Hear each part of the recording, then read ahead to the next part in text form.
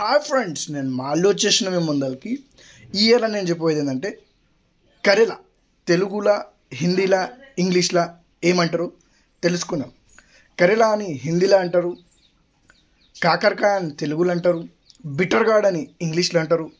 Scientific name వచ్చేసి మొరడికా చెరెంటియా. దీని గురించి దీని బెనిఫిట్స్ ఏంటంటే